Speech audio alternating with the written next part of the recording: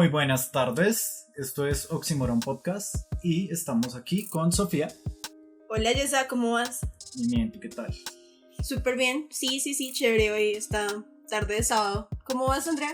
Bien, tengo un poquito de morra de la tarde. Modorra, que sí. Jamás escuchamos Yo en la vida. sé, a ver, eso lo dice mi abuelo cuando le da sueño después de almorzar. Wow. Literal. ¿Y tú, No, Sergio? ya es otro nivel de roles. Sí, tampoco, hasta ya no llego. Bueno, mi abuelo es de Boyacá, pero ha vivido acá todo su vida, entonces sí, podría decirse que es mi abuelo. Sí. Está bien. Bueno, y Sergio, Y Sergio. ¿cómo vas? Bien. Sin modorra. Sí, Ah, qué bueno. eso es bueno. Listos, entonces el tema que nos trae hoy es uno de mis favoritos. Y estoy muy nervioso, hay tantas cosas que hablar de este tema. Esperemos nos alcance el tiempo y si no, pues ya habrá futuras entregas de temas bien parecidos. Vamos a hablar acerca de la dualidad. Entonces creo que lo primero sería intentar identificar a qué nos referimos con dualidad. Para eso entonces vengo a proponerles un cuentito que sé que ya han escuchado, pero vamos a contextualizar a todo el mundo y ver ustedes qué opinan de este cuento respecto a la dualidad, que eso no lo hemos conversado. Una de las referencias que yo creo que nos van a escuchar medio seguido a nosotros es Huey Nen. Huey Nen es el sexto patriarca del budismo zen, si no estoy mal. Sí, ¿cierto? creo que sí. Okay. Ustedes no lo ven, pero Andrea está sintiendo con la cabeza. Entonces Huey Nen, además de ser el sexto patriarca del budismo zen, es una persona increíble. Y tiene un escrito, no recuerdo el nombre del sutra, si quieren ahorita se los busco, pero la verdad es que tiene un montón de enseñanzas que a mí me parecen muy chéveres. Una de esas es el siguiente cuento, y es que había dos monjes discutiendo al respecto de un tema. Ambos estaban viendo como una bandera era ondeada por el viento, y un monje aseguraba que lo que se movía era la bandera. Y el otro le decía como, no, parce, ¿qué le pasa? Lo que se mueve es el viento, no la bandera.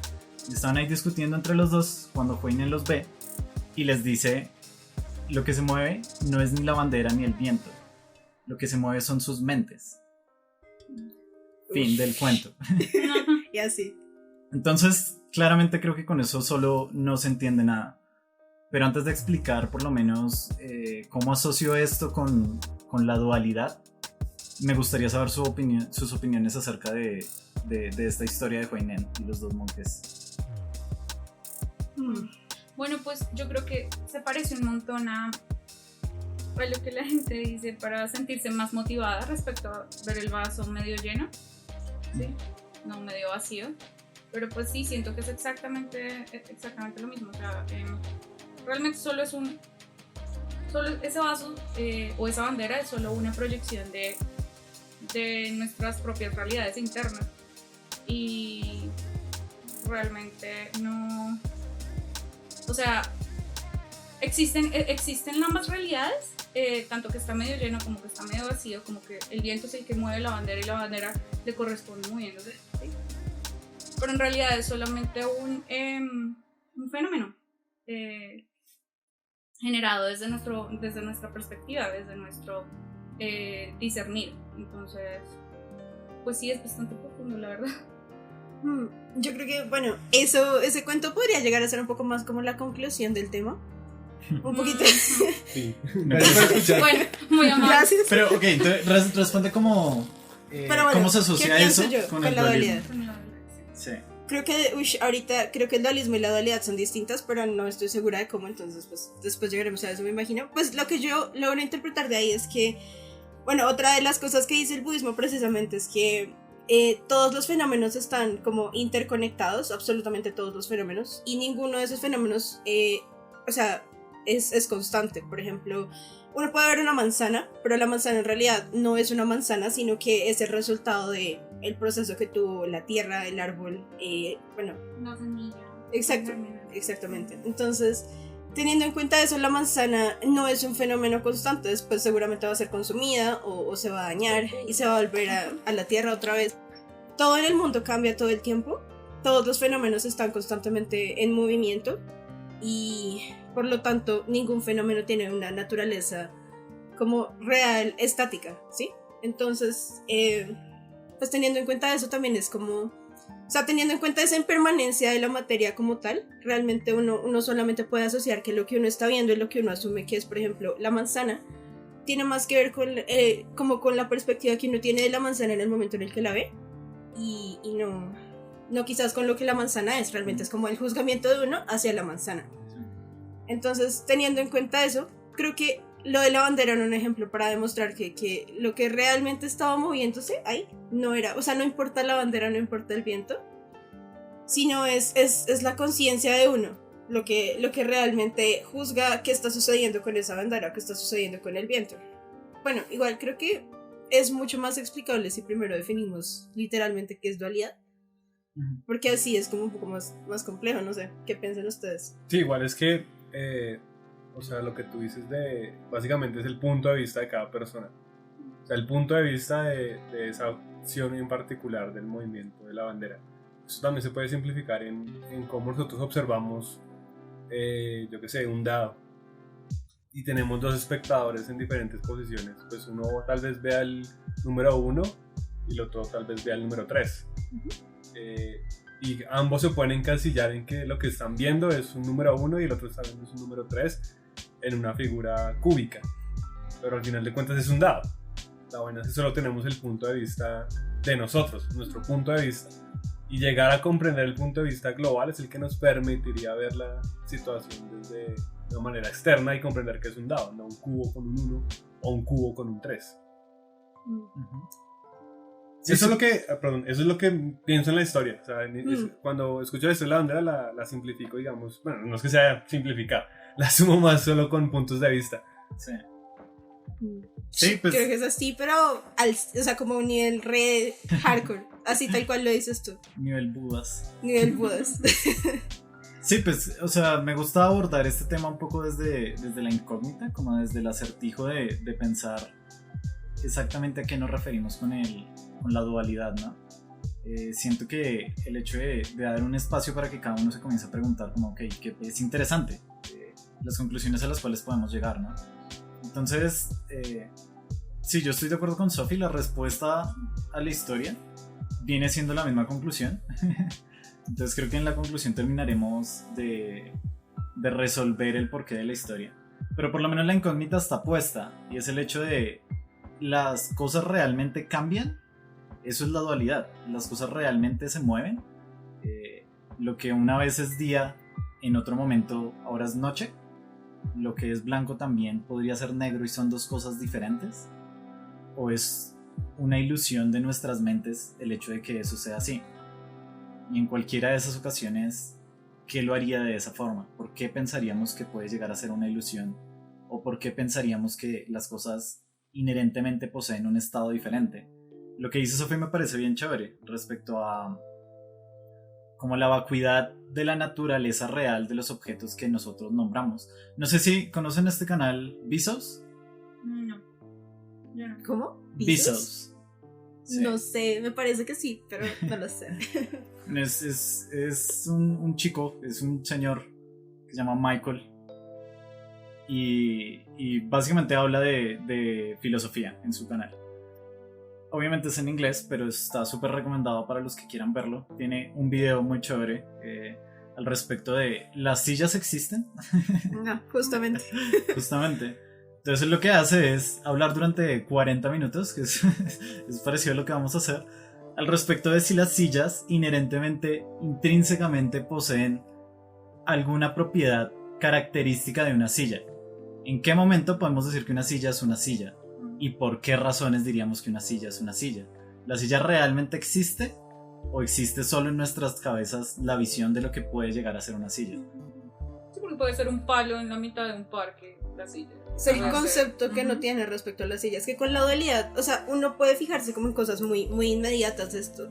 Uno caracteriza una cosa por su opuesto, ¿sí? Y como que ahí en ese momento es que uno se da cuenta que uno vive en un mundo completamente dual, ¿no?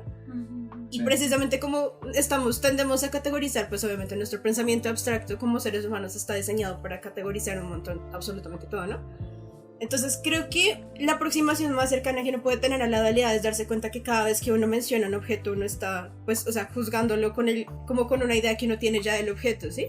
Pero no está juzgando el objeto por lo que es, en realidad, por decirlo así, sino simplemente uno piensa como frío o calor, ¿sí? O sea, el frío es el contrario del calor, por lo tanto entiendo lo que es, pero son como, más bien como dos extremos de una misma cosa, si uno lo piensa, es más bien como con la perspectiva más abierta de lo que realmente es. Exacto, los extremos. Porque los ejemplos que hemos dado actualmente son día-noche, blanco-negro, frío y caliente. Pero justamente entre ellos hay toda una serie de matices. O sea, entre llegar a blanco y el negro hay un montón de grises, diferentes tonalidades. Y entre frío y caliente hay un montón de grados. Y entre día y noche hay un montón de horas. Y si es invierno y estás en otro país, pues a veces ni siquiera hay noche. O hay noche por 11 meses. O hay mucha noche. Sí. Y con eso me hace pensar que también ese dualismo se ve solo en los extremos, ¿no? O sea, digamos que, o bueno, no solo se ve, es más evidente en los extremos, claramente.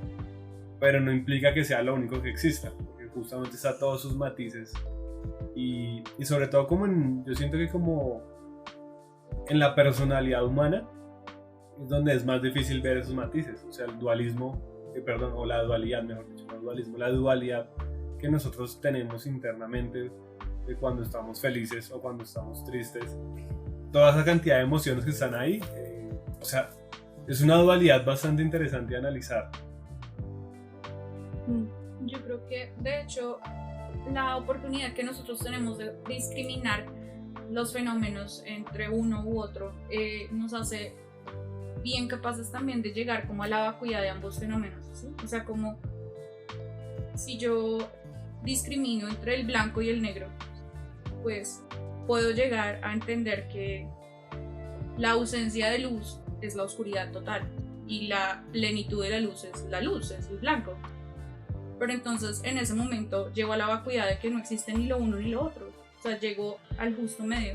Entonces sí, el hecho de pensar en una dualidad nos hace llegar a ese justo medio, ¿sí? O sea, tener la capacidad de hacer la discriminación de las cosas por lo que consideramos que son, en algún momento nos da la capacidad de dar un juicio un poco más vacuo de todo y llegar a ese justo medio. Es que justamente la definición, digamos, de dualidad es esa. O sea, son dos cosas opuestas que pueden convivir. Creo que ahí es lo que hace que sea uno o vacuo, como ustedes lo llaman. Pero para mí ese es el concepto, que pueden convivir. Sí. Hay una idea que le escuché a Sam Harris, que es un neurocientífico y uno de los ateos más ateos de Ateolandia. Que es bien parecido a la idea del dado que dio Sergio, solo que él lo pone incluso más simple para hacer más contrastante aún el dualismo, y es con una moneda. Él lo que dice es que al lanzar una moneda tenemos dos formas de interpretar ese resultado. Uno es que cae o cara o sello, esa sería una forma de interpretarlo, o la otra forma de interpretarlo es que cae cara o cae cara hacia abajo. ¿Sí me explico? Esa forma de verlo nos deja ver que sello no es algo diferente a cara. No tenemos por qué oponer sello y cara. Sello es solo el estado boca abajo de cara. ¿Sí me explico? El ver las cosas de esa manera me parece muy interesante, porque cuando uno comienza a ver los diferentes estados aparentes en los cuales puede estar algo en función de que no son independientes, sino de que son simplemente otra forma de referirnos a exactamente lo mismo, los conceptos simplemente nos comienzan a hacer más sentido uniéndolos cada vez más. Como estábamos hablando, entonces el día y la noche ya son solo palabras para referirnos a un cambio aparente que vemos en el movimiento de los astros, y al mismo tiempo entonces el movimiento que es un cambio aparente que parecemos ver a través del tiempo, y así nos podemos ir muy atrás y muy atrás y muy atrás. Llegamos a lo que constituye la materia misma, y ahí es donde entramos a la física cuántica. Dios mío. Pero bueno, no nos adentremos tan allá todavía. Por ahora, con que se entienda la idea de Sam Harris respecto a que los diferentes estados que vemos puede que sean simplemente un nombre diferente para exactamente lo mismo, me parece importante eso. Sí, el Kybalión se refiere a eso. El Kybalión es el libro que nos mostró, bueno, ustedes se acuerdan de Manga, lo traeremos aquí en algún momento. Traeremos a Manga. Traeremos a Manga. Claro que sí. Sí, él nos mostró este libro de Kybalión y ahí justamente lo definían como, bueno, Kybalión es un libro, la verdad no recuerdo muy bien, puedo estar equivocada, pero es un libro como de la, ¿cómo se llama esto? No sé, como la espiritualidad egipcia, creo, si no estoy mal. Ahí decían que precisamente los opuestos eran simplemente extremos de una misma cosa, o sea, realmente no es como... No son, pueden ser dos términos para referirnos a lo mismo en un diferente estado. Literalmente son simplemente los dos extremos de una misma cosa en realidad. Y yo creo que precisamente la utilidad de entender el concepto de dualismo lo que hace es que uno pueda juzgar menos basándose en los extremos y más bien juzgar al objeto por lo que realmente es, que es justamente, no sé, un color o el movimiento de los astros o... no sé, me ocurre algún otro. El agua, por ejemplo. El agua en pues, estado sólido, sí. gaseoso, líquido sigue siendo H2O. Sí, exacto. Pero ya digamos que más en una cosa práctica, quizás, por ejemplo, las emociones, lo que tú decías. Entender que las emociones realmente están siendo, o pues las acciones que la gente tiene para con unos están siendo juzgadas por mí. Para comenzar, ayuda a que precisamente, como decía Andrea, uno pueda tener como un juzgamiento mucho menos sesgado, porque es que uno vive sesgado precisamente por el mundo dual en el que vivimos. Entonces comprender eso, como comprender el concepto de dualidad, que está en absolutamente todo y que uno realmente está juzgándolo por cómo uno comprende las cosas, por sus preconceptos, por ejemplo, ayuda a que uno tenga un juzgamiento mucho más sabio y mucho más, no sé, real, o sea, como acorde con la realidad objetiva y no con la realidad subjetiva. Creo que eso ya es, no sé si hay una realidad objetiva, pero pues fue un ejemplo. Eso es parte de lo Sí. que toca definir a la hora de hablar de dualidad, ¿no? Si realmente algo es intrínsecamente objetivo, si realmente hay una sustancia por debajo de las cosas.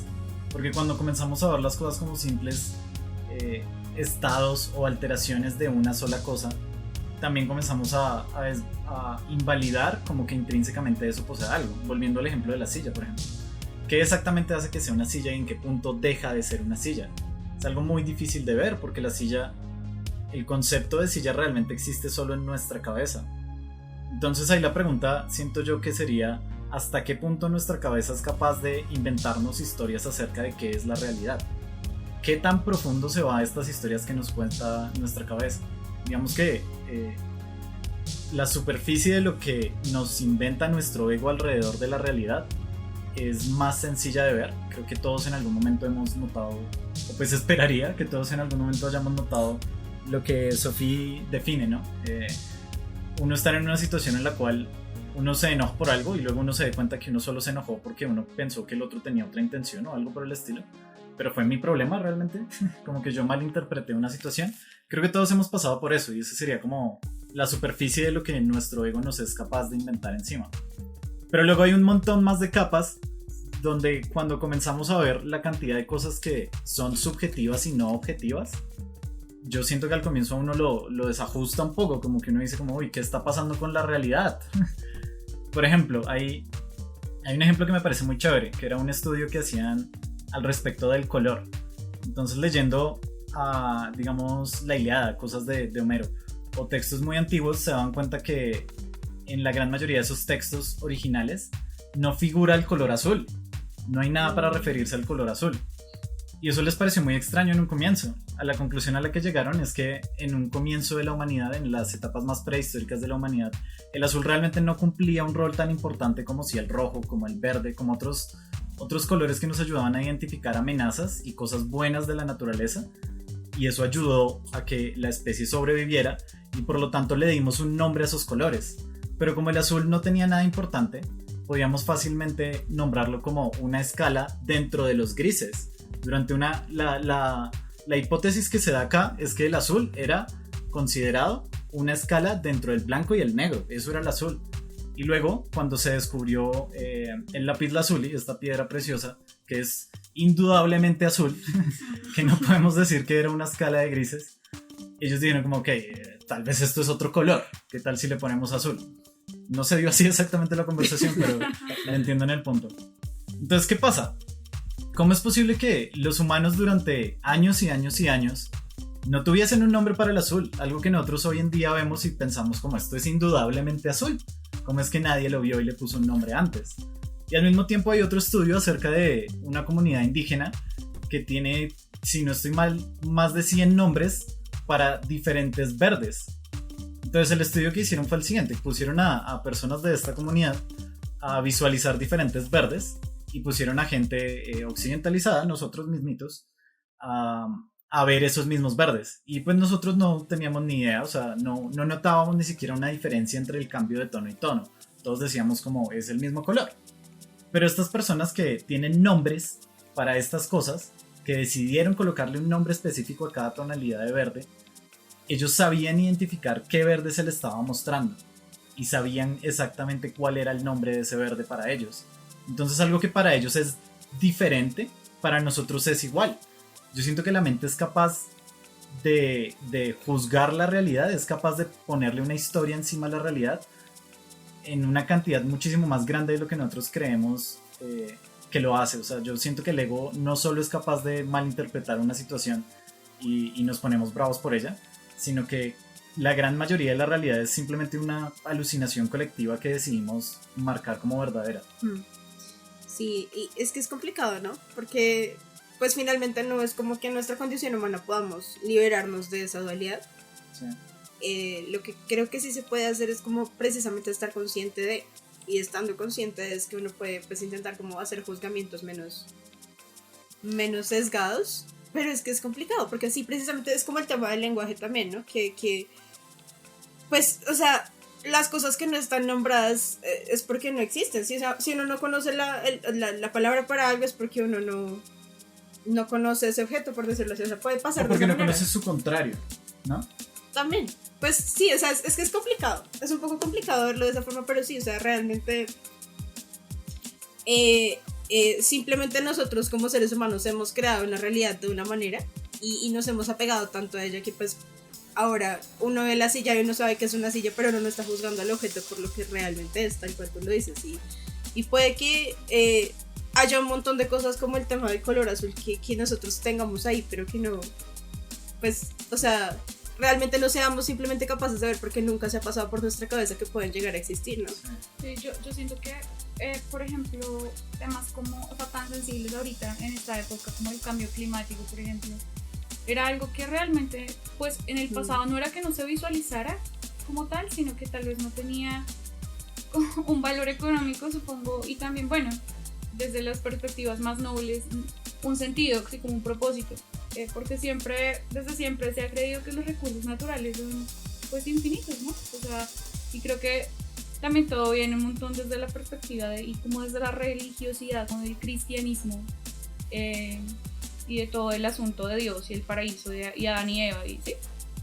Pero pues realmente sí hay un montón de tonalidades respecto a un montón de cosas que de hecho nosotros consideramos que no están bien o que están bien o que siempre han sido así y deben continuar así.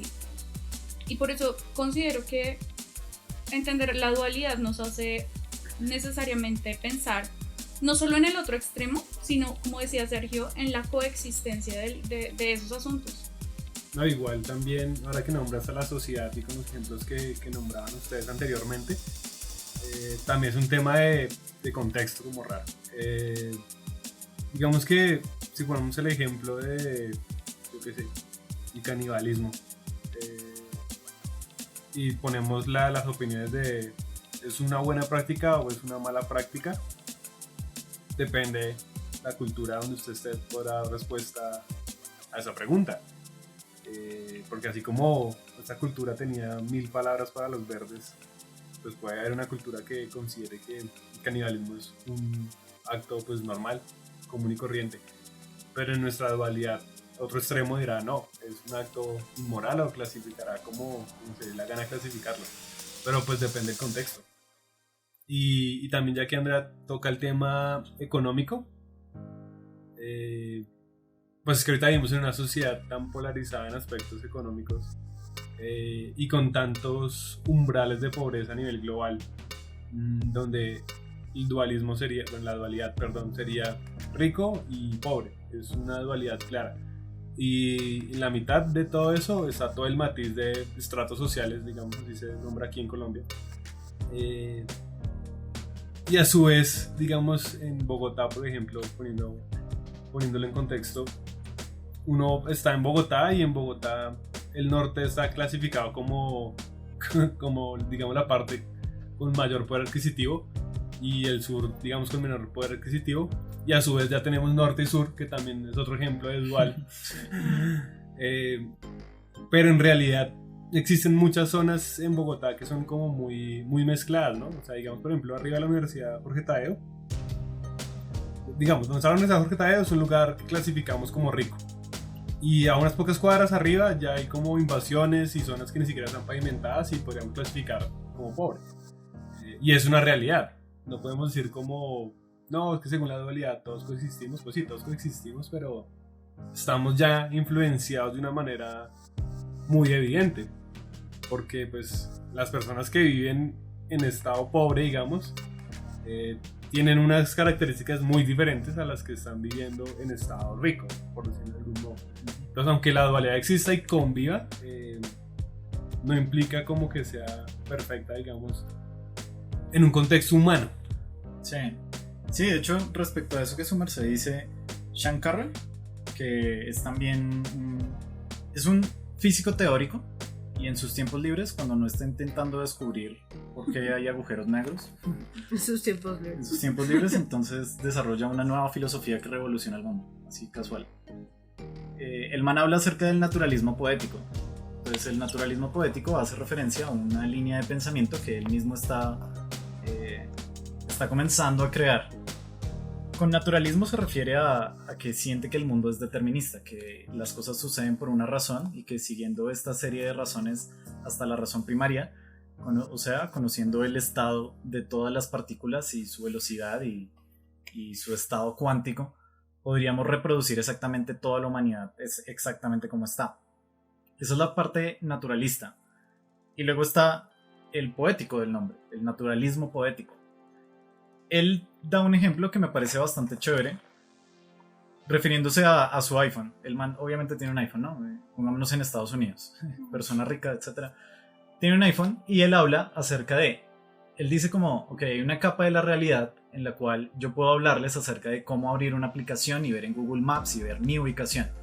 Luego hay otra capa de la realidad en la que yo les puedo hablar de este mismo celular, pero ya no en cuestión de aplicaciones, sino de todos los átomos que lo conforman y de cuáles son sus posiciones y velocidades. Y él dice como, bueno, pues yo extrañamente puedo explicarles ambas, son dos versiones de este celular que soy capaz de explicar. Y luego hay una intermedia, que es cómo funciona toda la programación por debajo del celular, cómo funciona la electrónica de ese celular. Y de esa el man dice, yo no tengo ni idea. Yo no sé cómo está construido un celular electrónicamente, yo no sé cómo está programada cada aplicación. Pero no necesito saber esa para hablarles acerca de cómo funciona una aplicación en un iPhone. Ni necesito saber esa capa para hablarles acerca de cómo funcionan los átomos. Entonces, con el naturalismo poético, a lo que se refiere es a que no importa que todo esté formado a partir de átomos o incluso algo más elemental que los átomos, porque esa explicación no nos va a funcionar en todos los contextos o en todos los niveles de realidad que podemos leer. Entonces, él dice que lo mejor que podemos hacer es tener siempre en cuenta en qué nivel de realidad estamos hablando, porque de nada me va a servir a mí, si alguien me pregunta cómo estoy, comenzar a nombrarle todos mis átomos y la posición y velocidad en la que se encuentra cada uno de esos, pues esa no va a ser la información útil que esperaban que yo dijera. Van a esperar que diga, bien, ¿tú cómo estás? Así como toda la sociedad lo espera. Entonces, lo que él dice es eso, como el naturalismo dice que el mundo es determinista, pero el poético dentro del nombre lo que dice es que por más de que eso sea así, igual podemos inventarnos historias y esas historias son válidas si de alguna forma definen alguna de las capas de la realidad. Entonces, si hablamos de Colombia y hablamos de pobres y ricos, claro que tiene más sentido decir eso a decir como no, la pobreza y la riqueza son solo una parte del mismo espectro y la pobreza y la riqueza realmente no existen ni están en tu cabeza, por más de que en cierta capa de la realidad eso puede que tenga sentido, que es un poco lo que estamos conversando. Claro que hay otra capa en la que tiene mucho más sentido hablar de las cosas en términos de ricos y pobres y en términos de poder adquisitivo. Sí, claro, no, yo creo que esa esas capitas son importantes de definir justamente en esta conversación porque nos estamos saltando como de la una a la otra. Claro. Un montón. Sí, digamos que en una capa práctica la dualidad es totalmente... Es innegable. Es innegable, existe y se necesita para, como decía Andrea, poder dar una... ¿Cómo se diría? Como tener una... O sea, tener la capacidad de diferenciar situaciones, objetos, clima, sentimientos, bueno, etc. Es necesario en una capa inicial. Pero digamos que cuando queremos trascender de esa capa es cuando notamos la vacuidad que hemos mencionado anteriormente. Exacto. Yo quiero que exploremos un poco más el por qué. ¿Por qué cuando trascendemos la capa de la realidad que se puede explicar a punta de dualidades, sentimos que se puede explicar de una manera no dual? ¿Por qué aseveramos que el mundo o que la realidad en su capa más fundamental de todas no es dual? Pues yo ahí podría volver a iniciar, o sea, como podría volver a retomar lo que dije al comienzo respecto al cuento que contaste tú.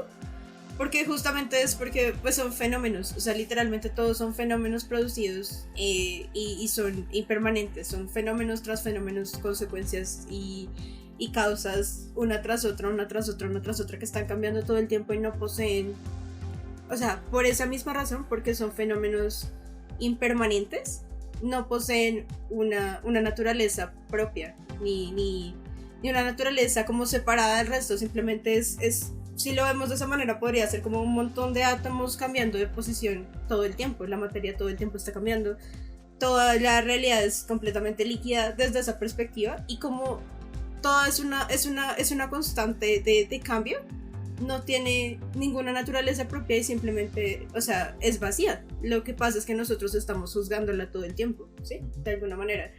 Y creo que de ahí es de donde viene como la vacuidad de ese proceso que los fenómenos tienen de impermanencia. Por lo menos para mí, así es como yo lo entiendo. Sí, yo siento que cuando uno se da cuenta de la capacidad que tiene el ego de colocarle historias encima de las cosas y de hasta qué punto llegan esas historias que se cuenta el ego, uno se da cuenta que el problema de intentar interpretar la realidad parte del hecho de que yo estoy intentando interpretarla. Yo soy una ego entidad que está intentando explicarse a sí misma y eso es simplemente imposible porque cada cosa que yo vea, así como lo dice Sophie, ya está siendo juzgada por mi visión del mundo. Hay una idea que me gustó mucho, no recuerdo exactamente de dónde, pero básicamente decía algo así: toda la vida que nosotros conocemos proviene exactamente del mismo origen. Todos compartimos pues basándonos obviamente en la evolución de Darwin, todos compartimos un ancestro en común. Toda la vida conocida en el planeta Tierra viene exactamente del mismo espectro de conocimiento acerca de la vida. Todos compartimos algo así como una experiencia colectiva. ¿Eso qué quiere decir? Como todos somos organismos hechos a punta de carbono, que todos nacieron de un caldito, probablemente, pues lo único que sabemos es eso. Digamos que ya partimos de un hecho colectivo en común para toda la humanidad. No me parece raro que todos podamos coincidir acerca de ciertas interpretaciones acerca de la realidad, y sin embargo no me parece que podríamos estar más equivocados al respecto de qué es objetivamente real. Es fácil que le coloquemos un nombre a la silla y digamos la silla existe, pero cuando intentamos deconstruir qué es la silla, llegamos a, ok, es un conjunto de piezas de madera. Al deconstruir esas piezas de madera llegamos a, no, pues es que es un conjunto de átomos. Al deconstruir los átomos entonces son quarks que están arriba o abajo. Y cuando deconstruimos eso llegamos a la física cuántica. Otra vez. Entonces, ¿qué pasa con la física cuántica? La física cuántica se basa en que hay un campo cuántico de constantes fluctuaciones, ¿sí? Es una onda que se está expandiendo por todo el universo, al igual que el campo gravitacional, si queremos ponerlo de esa forma. Y cada partícula del universo no está objetivamente en un solo punto. Hay una probabilidad de que esté en cierto punto. Pero ¿cómo hicimos nosotros los hábiles humanos para averiguar cuál era esa probabilidad? Pues observando. Entonces nosotros, como parte de ese sistema y siendo un ente activo que observa una partícula, dijimos, ok, este tiene más probabilidad de caer acá. Pero el punto ciego con todo este experimento siento que es el darnos cuenta que nosotros somos los que estamos intentando medir eso. Y nosotros también somos un grupo de partículas que colapsaron en una posición específica en vez de estar distribuidas estadísticamente a lo largo de todo el campo cuántico. ¿Qué nos hace pensar que nuestra visión, el visión de un montón de partículas que también están supuestamente colapsadas al respecto de otra partícula que está supuestamente colapsada, es cierta? Yo creo que esa es una interpretación incorrecta. Yo siento que la realidad del universo son un montón de partículas sin un punto fijo, sino en una constante contraposición cuántica. ¿Cómo es que se llamaba ese término? Superposición. Superposición, gracias. En una constante superposición cuántica de estados donde no es ni arriba ni abajo, ni caliente ni frío, ni hay absolutamente nada que pudiésemos nombrar desde nuestro conocimiento y lenguaje como objetivo. Ahí simplemente todo es infinito, por así decirlo. Todo puede y tiene la posibilidad de estar en un punto o en otro. Nosotros también. Lo que pasa es que nosotros somos la parte de esa función cuántica que colapsó en un punto, y como yo colapsé en este punto, veo que el otro colapsó en otro punto, y así subsecuentemente voy viendo que todo colapsa en diferentes lados. Pero yo solo soy parte de ese sistema que se intenta medir a sí mismo sin darse cuenta que está metido dentro del mismo sistema. No sé si eso hace sentido. Sí. Yo quiero continuar la idea. Justamente como estamos en el sistema, no nos permite hablar de ese trascender que mencionamos ahorita, de una capa a otra capa, de la capa de la dualidad específica y aplicable al de todo es uno o todo es vacuo.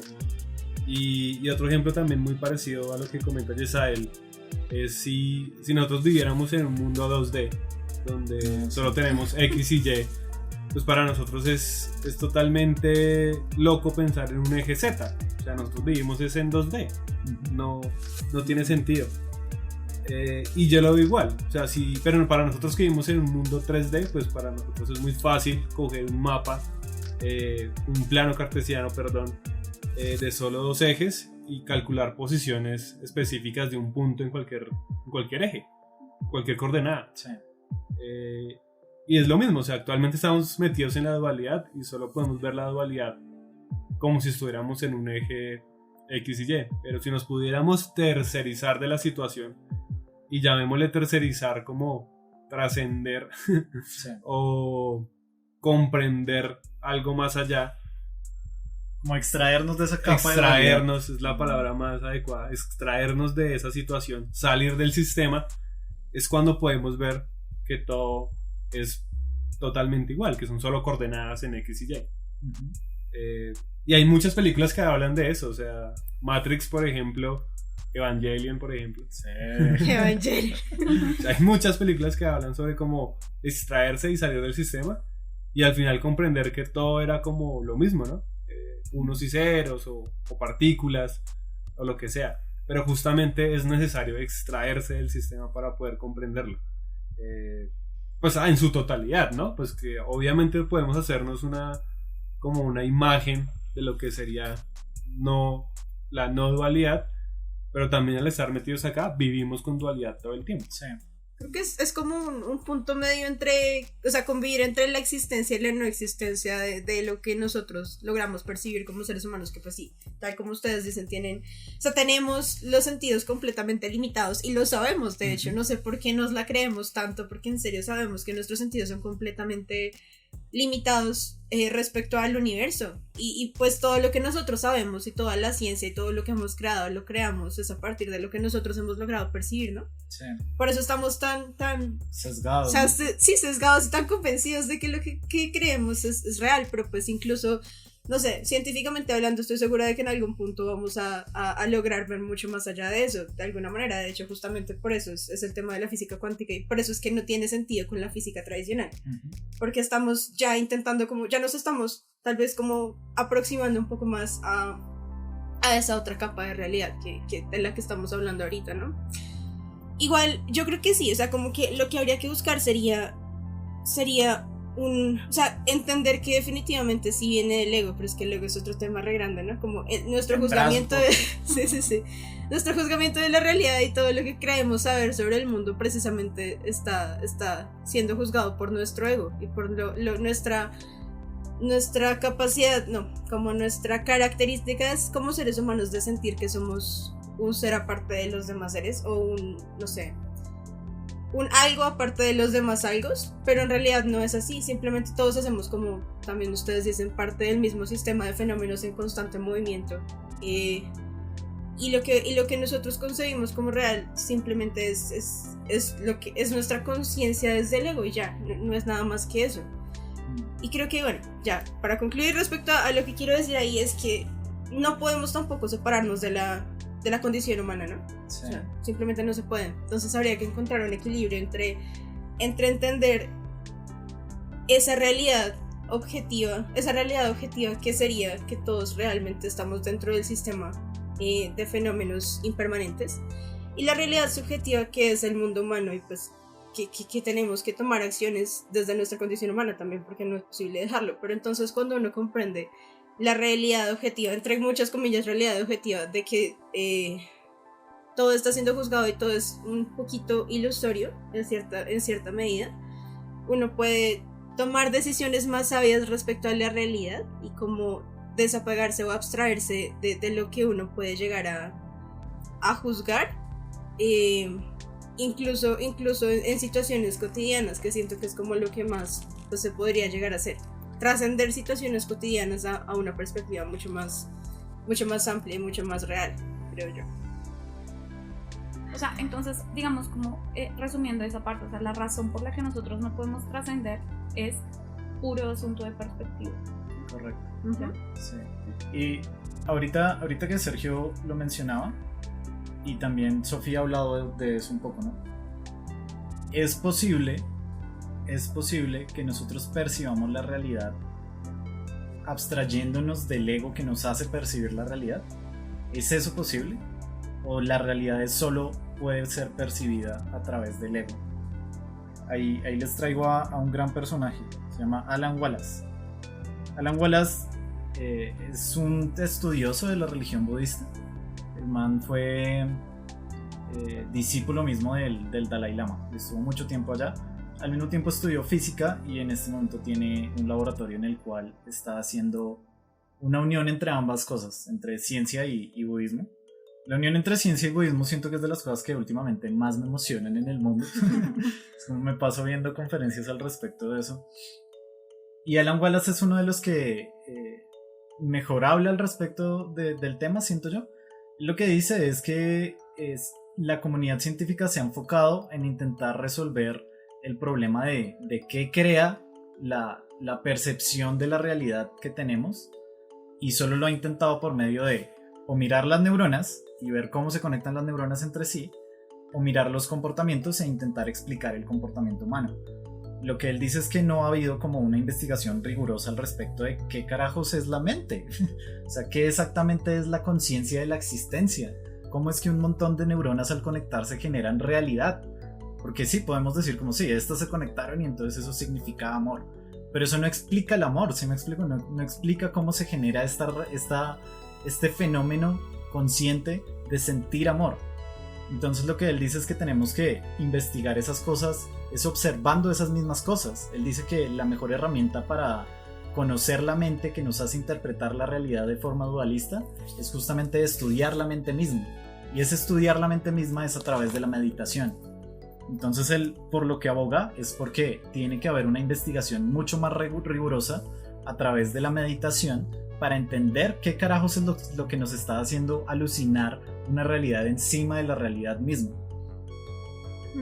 Bueno, la cosa ahí, yo me acuerdo que de hecho en la universidad tuve una clase respecto a eso, y pues históricamente hablando los científicos, bueno, estábamos leyendo a Steven Pinker, que es un famoso psicólogo, y el man hablaba de que pues históricamente hablando pues se ha planteado este tema de la introspección para poder investigar a la mente, ¿sí?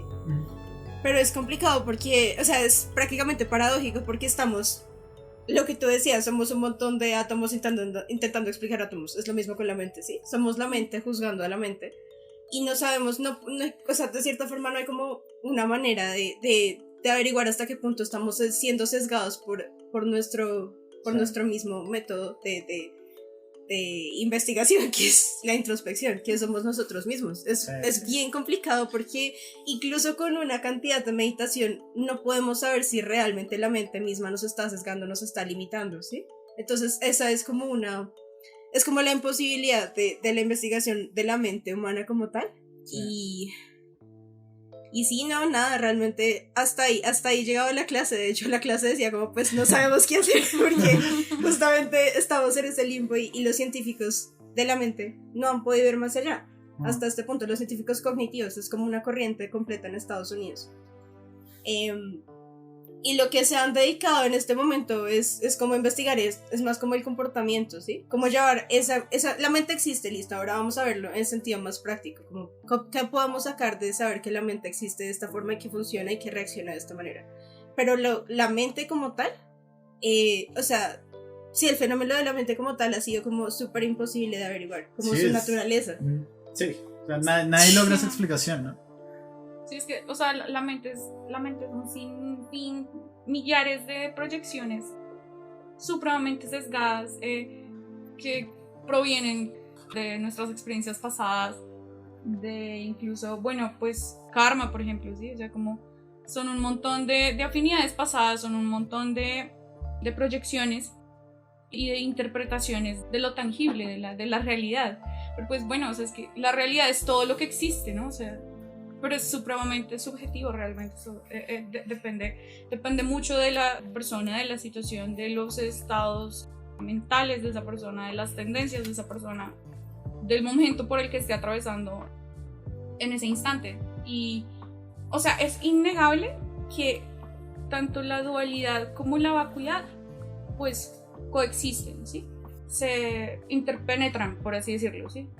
Y por esa razón nosotros, o sea, bueno, yo sí siento que definitivamente si obviamos o lo uno o lo otro, estamos haciéndolo súper mal. O sea, no podemos salirnos de nuestra realidad humana. Pero sí, concuerdo definitivamente con que nosotros no tenemos la capacidad de ir tan allá porque nuestra comprensión es supremamente limitada, al igual que nuestros sentidos son muy limitados.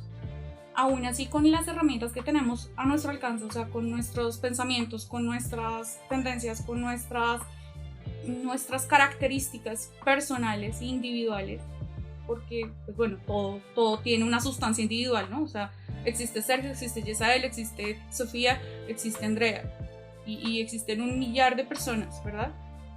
Aún así, el hecho de decir que existen está en cierta forma negando pues la vacuidad de todo, pero a su vez, como nosotros somos esas sustancias compuestas por una única sustancia, por un único recopilación infinita de átomos, de moléculas, de quarks o de lo que sea, tangibles o intangibles, pues realmente no se trata de creer en la existencia para negar la no existencia, sino de entender que ambas son por la otra.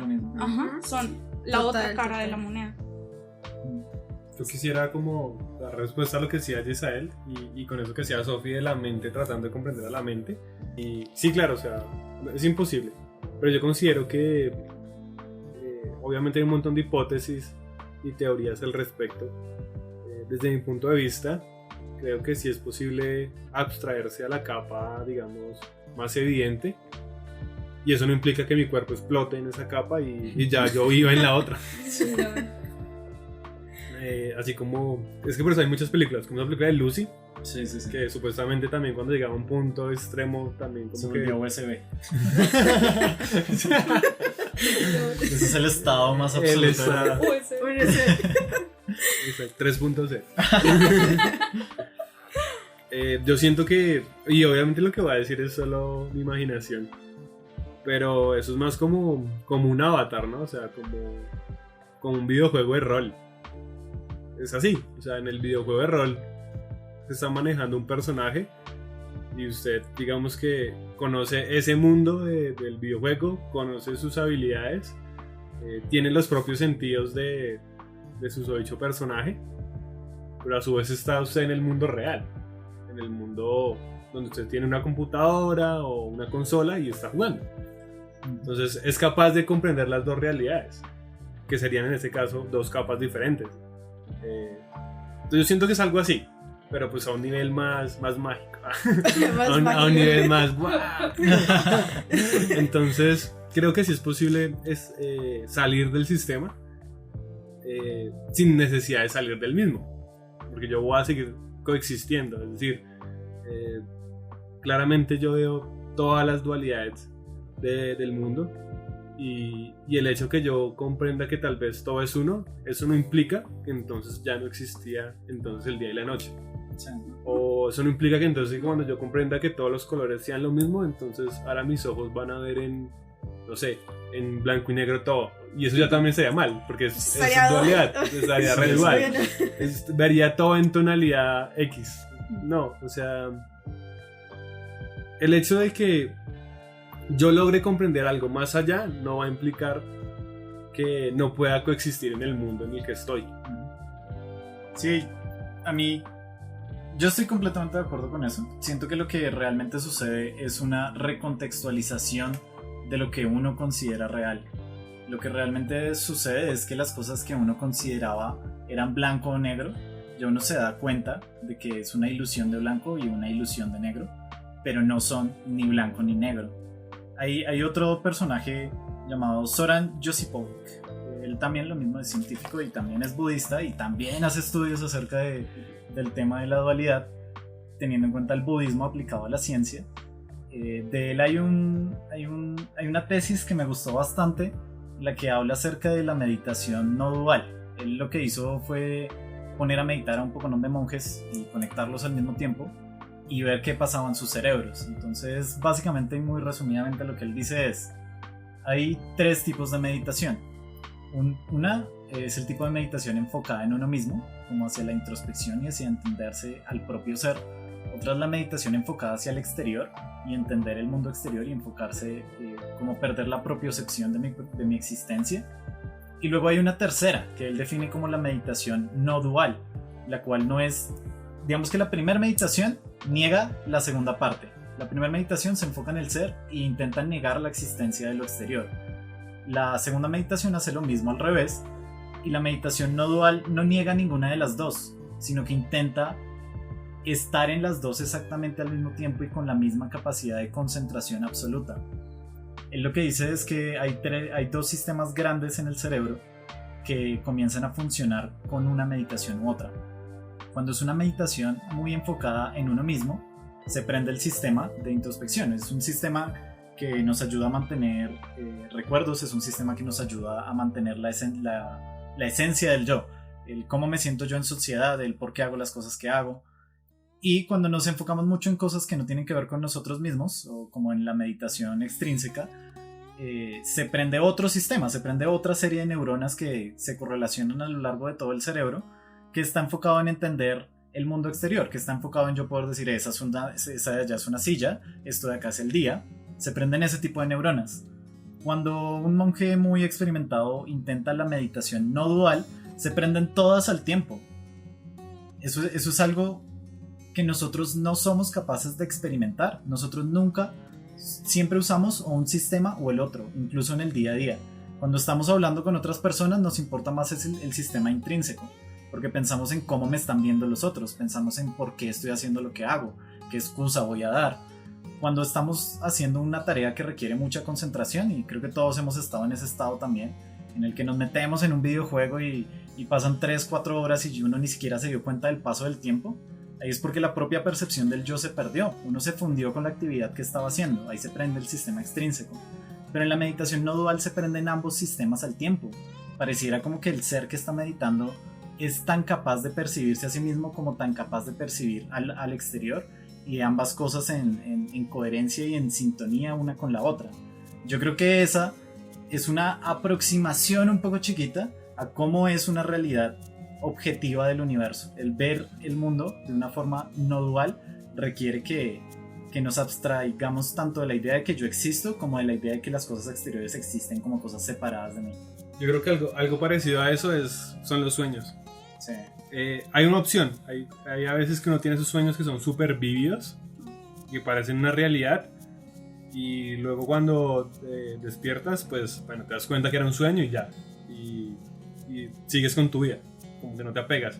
O se lo cuentas a alguien, Sí. y ya, pero no es como que trascienda mucho en tu vida. Pero yo creo, no sé, a mí me pasa, no sé si sea algo muy extraño, pero hay sueños en los que uno sabe que es un sueño.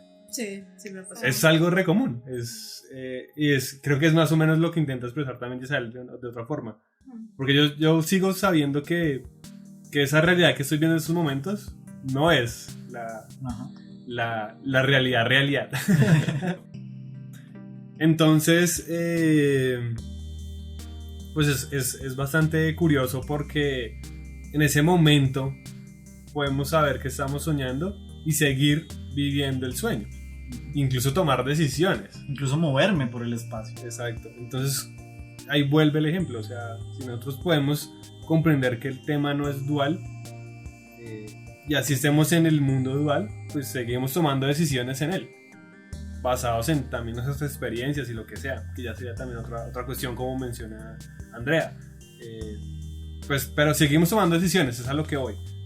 Sí, justamente, o sea, con eso que están definiendo ahorita, yo me quedé pensando desde que Andrea lo dijo, porque esa definición me gustó mucho, realmente, o sea, pues si comprendemos que todo viene de la misma cosa, por decirlo así, que todo tiene la misma naturaleza, bueno, ahí ya me contraigo con mi clase y digo que pues realmente la naturaleza y la mente sería la misma naturaleza de todo, y también este mundo físico y dual es parte del absoluto, por decirlo así, ¿sí? Ajá. Entonces realmente no es como que uno tenga que escapar, porque esto también hace parte de, simplemente que uno llegaría a una comprensión más profunda de, y ya, eso sería absolutamente todo, porque tal como Andrea lo dijo, pues esta es como la otra cara de la moneda que Giselle mencionaba, ¿no? Entonces sí, o sea, sería como, o sea, simplemente como tú dices, sería como tener una conciencia más en ese sueño que uno tiene, pero pues, o sea, darte cuenta que esto también hace parte de ese absoluto, y que hacemos todos parte de ese absoluto, y bueno, incluso, aunque eso sea difícil de comprender, yo siento que nada más con la noción de eso, en la vida cotidiana uno puede hacer un montón de cosas. O sea, por ejemplo, aprender a pensar más en los demás, o aprender a pensar más en el mundo, por ejemplo, siento yo. O sea, esa es como la primera, nada más con la noción de eso, de que realmente sí hacemos parte de un todo y que las acciones que uno toma o las intenciones que uno tiene también afectan un montón a los demás y al mundo en general.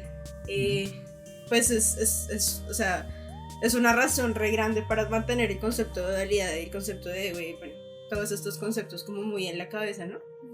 Siento yo. Tenerlos muy presentes siempre. Y es que ahorita que escuchándote hablar, y bueno, respecto a lo que dijo Giselle también, me acordé que en algún punto me llegó un video así en YouTube en el que estaban entrevistando a Dalai Lama respecto a cómo llegar a hacer esa meditación dual.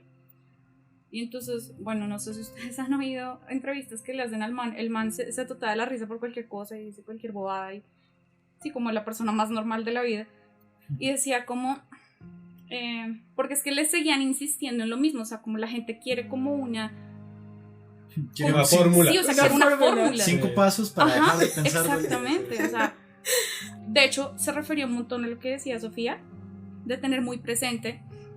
Por ejemplo, cuando uno está soñando y de repente uno sabe que está soñando, no se cree que ese sueño es la realidad, sino es un sueño, ¿sí?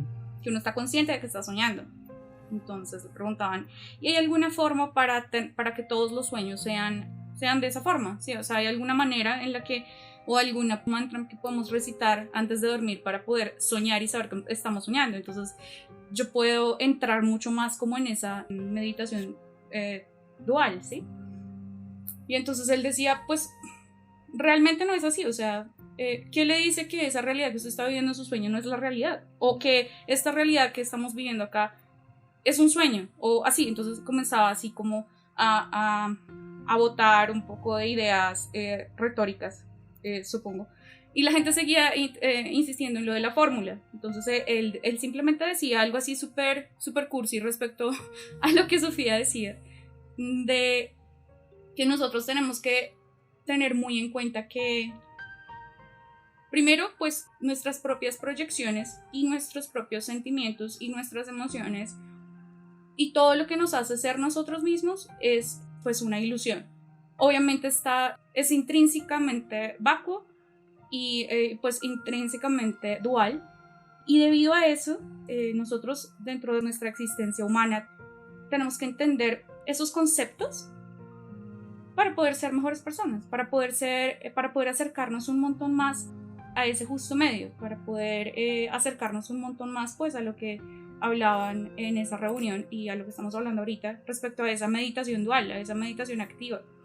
Y él decía que, y pues en realidad no es necesario que sueñen y en el sueño entiendan que están soñando, igual que ahorita, por ejemplo, muchos de nosotros, o la mitad de la humanidad, o no sé, no están cuestionándose respecto a que esto es la realidad o esto no es la realidad, ¿sí? Simplemente están actuando y pues nuestros actos afectan un montón nuestros entornos, y la afinidad de nuestras perspectivas está digamos creando constantemente nuestras realidades. Por eso si uno ve todo, o sea, si uno se levantó súper antisocial o como con el pie izquierdo, qué sé yo, y uno me choqué con la pata de la cama y ahora, qué sé yo, lo que sea, o me pisaron en el Transmilenio, pues todo va a ser, o sea, uno tiene 1001 razones para quejarse ese día, pero también 1001 razones para agradecer, o totearse de la risa porque lo meó el perro, o porque lo robaron, ¿sí?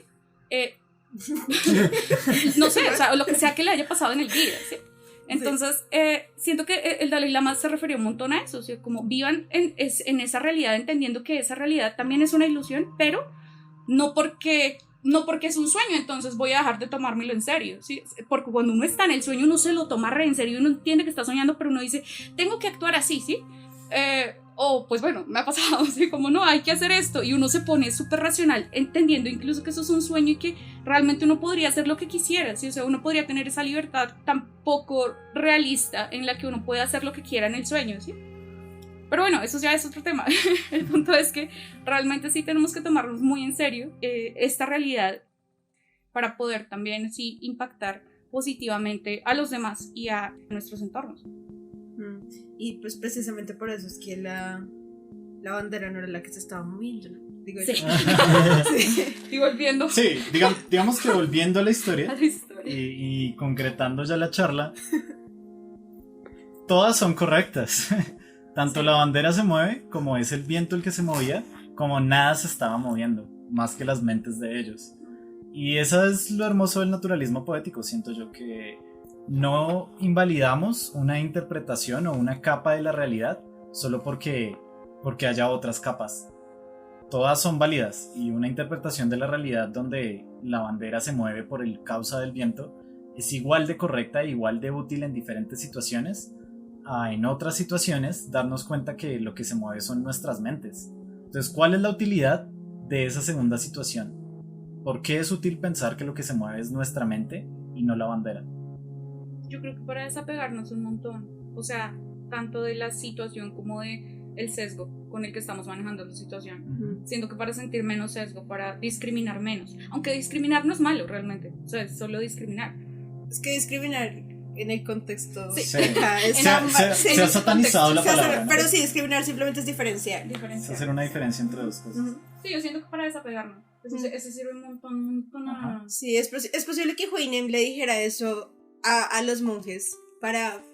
O sea, ellos estaban peleando y justamente es lo que no debe suceder, ¿sí? Ajá. O sea, entender que es uno y que es el concepto de uno frente al concepto de alguien más en ese momento, porque estamos pues en esta realidad, pues uno comprende que no hay ninguna razón real para pelear, ¿sí?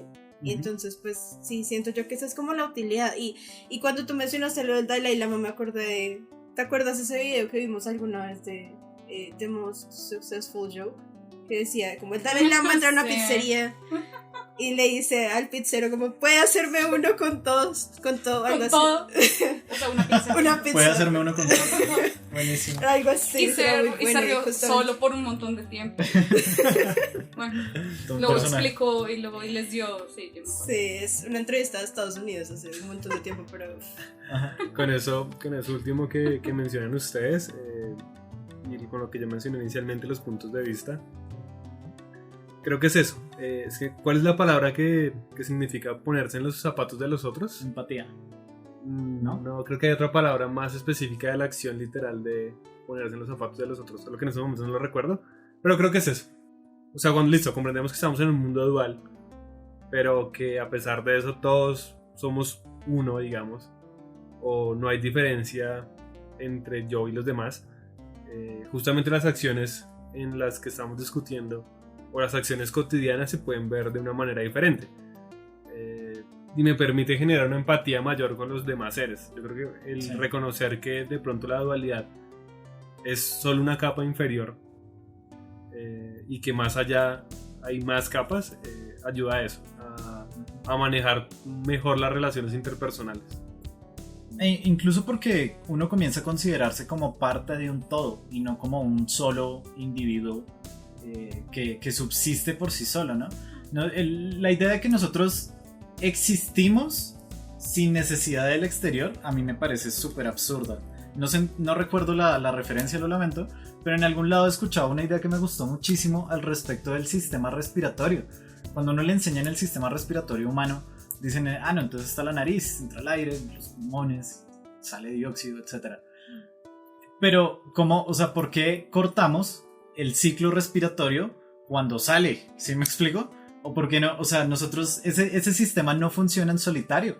Para que ese sistema funcione tiene que haber llegado oxígeno. Y para que ese sistema siga funcionando tiene que haber algo que transforma el dióxido en oxígeno otra vez. Entonces, ¿por qué no contamos el sistema respiratorio también con todo el resto de cosas del universo que también hacen que sea funcional? Cuando nos comenzamos a dar cuenta que somos parte de un todo y no una cosa individual y separada que funciona por sí sola, también nos comienza a importar más el otro y nos comienza a importar más el mundo y comenzamos a darnos cuenta de la relevancia que tiene cada uno de los pequeños actos y de las consecuencias que tiene cada pequeña cosa que hacemos por puro efecto mariposa, por pura teoría del caos.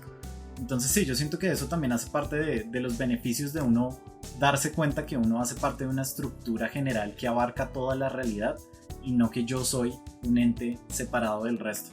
Y es algo que ha venido sucediendo con el transcurso de los años, ¿no? Digamos que la noción de proteger el medio ambiente ha ido creciendo. O sea, antes eso era como... Sí, o sea... Antes decían que era mentira incluso. Sí. O sea, Trump dice bueno, que es mentira todavía. Pero bueno, eso es Trump. Pero bueno, digamos que en el paso de los años es algo que ha ido creciendo. Es comprender que el planeta es de todos y se jode, pues nos jodemos todos. Sí. Pero era una noción que no se tenía. Era un concepto que no se tenía, como el color azul. Como el color azul. Entonces es algo que vamos adoptando y es un paso, digamos, a ese comprender que ese ciclo de respiración está totalmente ligado a todas las cosas que suceden en el mundo y en el universo. Tal cual nosotros también. Entonces sí, pues yo resumiría la dualidad de la siguiente forma. Hagan de cuenta que hay un montón de ceros por todo lado. Hay un montón de ceros. Imagínense Matrix, así. Imagínense Matrix, Neo ya se iluminó el man y solo hay ceros. Y de un momento a otro, sin razón aparente, dos ceros decidieron decir que no son ceros, sino que son 0, 0. ¿Sí me explico? Son en conjunto una sola cosa. Ya no cada uno es parte del conjunto de ceros que está regado y que es igual en todo el mundo, sino que ahora hay dos que creen que están juntitos y entonces no son 0, sino son 0, 0 en conjunto. Y por facilidad se ponen otro nombre y dicen como, bueno, pues como somos 0, 0, pongámonos 1. Y como se pusieron 1, ahora ven que hay un 1 y allá hay otra cosa que es un 0. Y eso lleva a otras causas y otras consecuencias que terminan con la infinidad de números y la infinidad de sistemas complejos que pueden resultar de todas las combinaciones que podemos dar de ahí para adelante. De 0, 0, 0, 0, 0, 0 y así todo lo que quieran. Entonces lo que siento es que somos sistemas supremamente complejos de cosas supremamente básicas que en su esencia son iguales. Si hablamos en la capa de la esencia, no existe la dualidad para mí. Si hablamos en la capa del día a día, claro que existe y no podemos negarlo y tenemos que actuar al respecto de. Y darse cuenta de la no existencia en la capa más absoluta de las cosas de la dualidad nos hace tomar mejores decisiones en esta interpretación dual del mundo. Bueno, entonces muchas gracias por estar acá. Siento que la charla estuvo bastante interesante. y estaremos hablando de más temas, más cosas. Nos vemos nuevamente dentro de un mes. Muchas gracias por todo. Chao. Chao. Chao. Gracias.